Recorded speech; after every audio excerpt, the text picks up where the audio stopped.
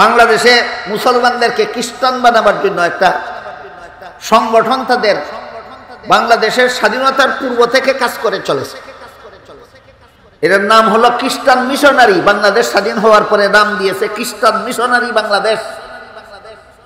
খ্রিস্টান মিশনারি বাংলাদেশের পক্ষ থেকে যত বই পুস্তক প্রকাশ হয় আপনাদেরকে খ্রিস্ট মতবাদে দীক্ষিত করার জন্য, এর মধ্যে তাদের একটা বইয়ের নাম কোরআনের আলোকে বেহেশতে যাওয়ার পথ। নামটা শুনলে কি মনে হয় বইটা কোনো খ্রিস্টানের লেখা হবে? মোটেও না। এটা একটা শয়তানি চক্রান্ত। এমন চমৎকার শব্দ দিয়ে নাম লিখেছে, নামটা দেখলে যেন কোনো সাধারণ মানুষ কল্পনাও করতে পারে না যেটা কোনো খ্রিস্টানের লেখা বই। নাম দেখলেই মনে করবে কোরআনের আলোক তো আলেম ছাড়া কেউ বুঝবে না, বেহেশতে যাওয়ার পথ তো আলিম ছাড়া কেউ চিনবে না, সুতরাং বইটা মনে হয় কোনো ভালো আলিমের লেখাও। আল্লাহ পবিত্র কোরআনের বিভিন্ন আয়াতে এবং রাসূল তার বিভিন্ন হাদিসে বলে দিয়েছেন, আল্লাহ আদম আলাইহিস সালামকে জান্নাতে দিয়ে বলেছিলেন জান্নাতের সব গাছের ফলমূল খাও, শুধু একটি গাছের ফল খেতে নিষেধ করেছিলেন। আপনারা কি জানেন শেষ পর্যন্ত আদম আল্লাহর নিষেধ পালন করতে পেরেছিলেন না ইবলিসের দুকায় পড়ে লঙ্ঘন করে ফেলেছিলেন? লঙ্ঘন করে। এই ঘটনার রেফারেন্স দিয়ে সর্বপ্রথম খ্রিস্টানেরা আপত্তি উত্থাপন করেছে, বলে আল্লাহর আদেশ নিষেধ লঙ্ঘন করার নামই তো গুনাহ। আদম তো লঙ্ঘন করলেনই, কাজেই সর্বপ্রথম নবী তো গুনাহগার। যুক্তিটা একেবারে নরবরে যুক্তি না, একেবারে দুর্বল যুক্তি না যে আপনি ফু মেরে উড়িয়ে দেবেন। দেখেন যুক্তিটা কিভাবে সাজাইছে। সাজাইছে আল্লাহর আদেশ নিষেধ লঙ্ঘন করার নাম হইতো গুনাহ। হ্যাঁ, এটা ঠিক আছে, আদেশ নিষেধ লঙ্ঘন করার নাম। এরপরে বলে আদম তো লঙ্ঘন করলেন ওই। হ্যাঁ ঠিক আছে, আদম তো লঙ্ঘন করলেন, ফলাফল বের করছে, তাইলে তো আদম গুনাহগার হইলে নেই।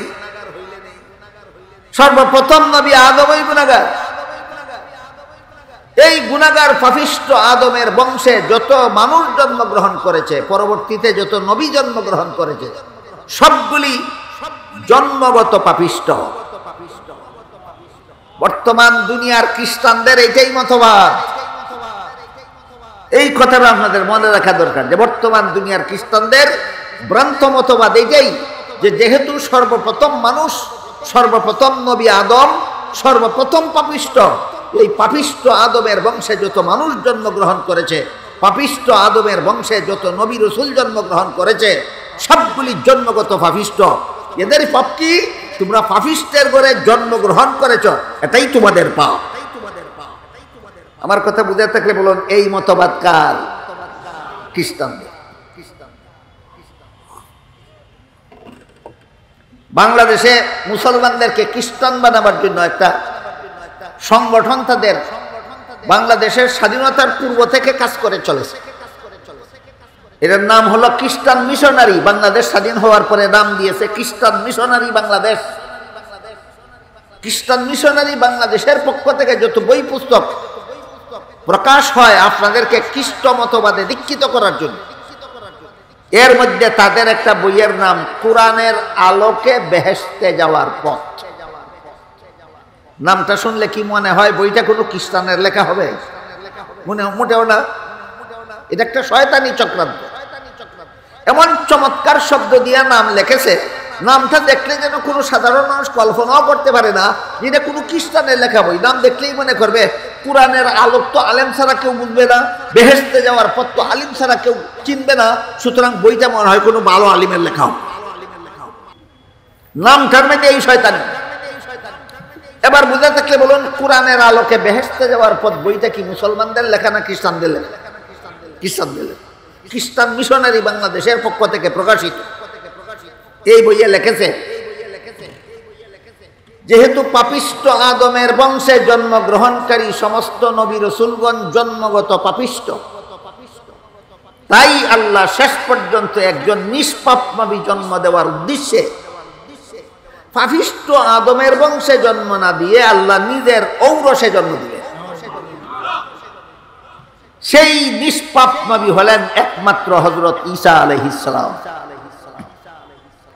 খ্রিস্টানদের বইয়ের রেফারেন্স বুঝে থাকলে এবার বলুন, নবীগণকে পাপিষ্ঠ মনে করা মুসলমানি আকীদা না খ্রিস্টানি আকীদা?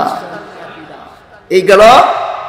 আল্লাহ যে কোরআনে বলেছিলেন আমি কোনো গুনাহগারকে নবী বানাই না, আর যাদেরকে নবী বানাই এরা গুনাহ করে না, এর বিরুদ্ধে সর্বপ্রথম আপত্তি খ্রিস্টানদের।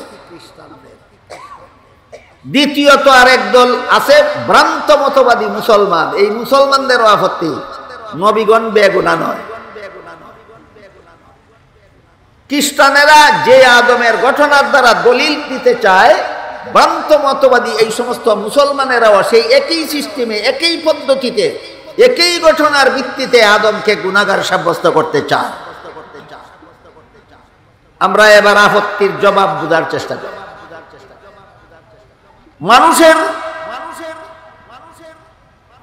কোন কাজ যদি আল্লাহর বিধানে, কোন কাজের দ্বারা যদি আল্লাহর বিধান লঙ্ঘন, অর্থাৎ আল্লাহর আদেশ নিষেধ লঙ্ঘন করলে গুনাহ হয়, কথা ঠিক। কিন্তু এই কথার সম্পর্ক জান্নাতি জীবনের সাথে নয়, দুনিয়ার জীবনের সাথে। দুনিয়ার জীবনে কোনো মানুষ যদি আল্লাহর বিধান লঙ্ঘন করে তখন সে তার গুনাহ হয়। মানুষের কোনো কাজের সাথে সওয়াব গুনার সম্পর্ক দুনিয়ার জীবনে, জান্নাতি জীবনে নয়। জান্নাতি জীবনের কোনো কাজে সওয়াবও নাই, গুনাহও নাই। জান্নাতি জীবনের কোনো কাজে সওয়াবও নাই, গুনাহও নাই। এবার বলুন, আদম নিষিদ্ধ গাছের ফল খেয়েছিলেন দুনিয়ার জীবনে না জান্নাতি জীবনে? এর সাথে তো কোনো সওয়াবেরও কোনো সম্পর্ক নাই, গুনাহরও কোনো সম্পর্ক নাই। তাহলে খ্রিস্ট মতবাদ আর ইসলামী মতবাদে পার্থক্য আছে কিনা? এই পার্থক্য যে সমস্ত মুসলমান বুঝে না, মানে না, এরা ভ্রান্ত মতবাদী মুসলমান। এরা মুসলমান নামদারি, কিন্তু আকীদা পূরণ করে খ্রিস্টানের। এছাড়া দুনিয়ার জীবনেও আল্লাহর নিষিদ্ধতার কথা ভুলে গিয়ে যদি লঙ্ঘন করে তাহলে দুনিয়াতেও গুনাহ হয় না। যেমন রমজান মাসের দিনের বেলায় রোজাদারকে আল্লাহ খানাফিনা করতে নিষেধ করেছে, জানেন কি আপনারা? কিন্তু কোন রোজাদার যদি নিজের রোজার কথা ভুলে গিয়ে খানাফিনা করেই ফেলে, কারো জানা থাকলে বলুন তো কি পরিমাণ গুনাহ হয়? কেন? জেনে শুনে লঙ্ঘন করেছে না ভুলবশত? আদমের নিষিদ্ধ গাছের ফল খাওয়ার ব্যাপার আল্লাহ কোরআনে বলেন নাসিয়া আদম, আদম ভুলবশত খেয়েছে। তুমি ভুলবশত আল্লাহর বিধান লঙ্ঘন করলে গুনাহ হয় না, আর তোমার বাবার বাবার বাবা 14 গোষ্ঠীর বাবা আদমে ভুলবশত বিধান লঙ্ঘন করলে গুনাহ হয়। তোমার ইসলামী শিক্ষা আদর্শহীন, তোমার ইসলামী শিক্ষা। এবার বলুন, আদর্শহীন ইসলামী শিক্ষা সফল না বিফল? এই জন্য আল্লাহ কোরআনে পরিষ্কার করে দিয়েছেন, ইসলামী শিক্ষা সফল হওয়ার জন্য 3টা গুণ থাকতে হবে। প্রথম গুণ হলো শিক্ষার সাথে দীক্ষা, আর দ্বিতীয় গুণ হলো আদর্শহীন ইসলামী শিক্ষা।